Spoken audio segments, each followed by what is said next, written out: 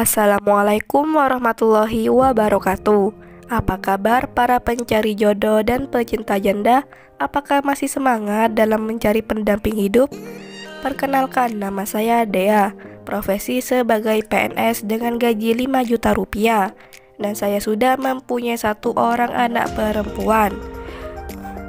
Di channel ini saya ingin mencari duda serius, baik tua maupun muda.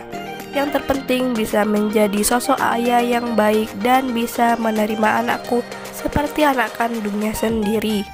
Untuk yang ingin berkenalan dengan Bunda Dea, si janda PNS cantik ini, mari kita simak sedikit profil tentang Bunda Dea.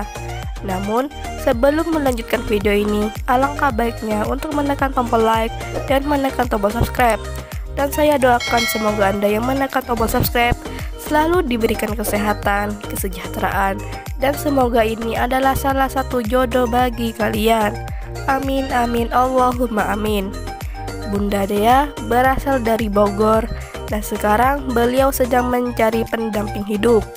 Untuk kriteria suami yang diidamkan oleh Bunda Dea adalah sosok laki-laki yang dewasa, bertanggung jawab, dan sayang dengan anaknya.